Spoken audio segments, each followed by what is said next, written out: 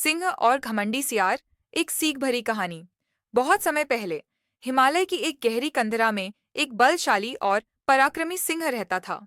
जंगल में उसकी धाक थी। एक दिन उसने एक बड़े भैंसे का शिकार किया और पेट भरकर खाने के बाद अपने गुफा की ओर लौट रहा था।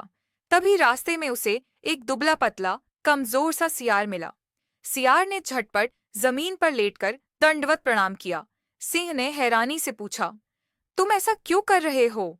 सियार ने बड़ी विनम्रता से कहा, महाराज, मैं आपका सेवक बनना चाहता हूँ। कृपया मुझे अपनी शरण में ले लीजिए।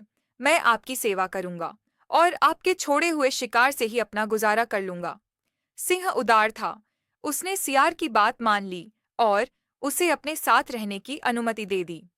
सियार का बदलता रूप अब सियार को हर रोज शेर के छोड़े हुए शिकार से पेट भरने को मिलता। कुछ ही दिनों में वह अच्छा खासा मोटा तगड़ा हो गया, लेकिन इसके साथ ही उसमें घमंड भी आ गया। हर दिन सिंह को शिकार करते और जंगल में दहाड़ते देख सियार को भ्रम हो गया कि वह भी अब सिंह की तरह शक्तिशाली हो गया है। सियार का मूर्खतापूर्ण फैसला। एक दिन सियार अकड़कर सिंह से बोला, अरे सिंह, अब मैं भी तुम्हारी तरह बलशाली हो गया हूँ। आज मैं खुद एक हाथी का शिकार करूंगा और फिर उसे खाऊंगा। बचा हुआ मांस तुम्हारे लिए छोड़ दूंगा। सिंह उसकी बात सुनकर हंसा, लेकिन उसने सियार को समझाने की कोशिश की। मित्र, यह घमंड मत पालो, अपनी हद में रहो। हाथी का शिकार करना तुम्हारे बस की बात नहीं। लेकिन घमंड और मूर्खता में डूबे सियार ने सिंह की बात अनसुनी कर दी। सियार का विनाश। सियार तेजी से पहाड़ की चोटी पर चढ़ गया और चारों ओर नजरें दौड़ाने लगा। नीचे एक छोटे से हाथियों के झुंड को देखकर उसकी आंखें चमक उठीं।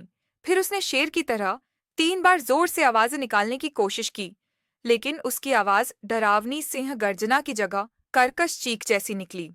फिर भी वह खुद को शक्तिशाली समझते हुए एक विशाल हाथी पर कूद पड़ा, लेकिन बेचारा हाथी के सिर पर गिरने की जगह सीधा उसके भारी भरकम पैरों के नीचे आ गिरा। हाथी ने अपनी मस्तानी चाल में बेध्यान आगे कदम बढ़ाया और सियार का सिर कुचल दिया। बस एक ही पल में सियार का घमंड और उसकी जिंदगी दोनों खत्म हो गईं। सिंह की सीख। ऊपर पहाड़ से सिंह यह सब देख रहा था। उसने सिर हिलाकर कहा, जो मूर्ख और घमंडी होते हैं उनकी यही गति होती है। सीख एक, घमंड और मूर्खता हमेशा साथ चलते हैं और उनका अंत विनाश में ही होता है। 2, अपनी वास्तविक क्षमता को पहचानना बहुत जरूरी है। बिना सोचे समझे किसी से तुलना नहीं करनी चाहिए।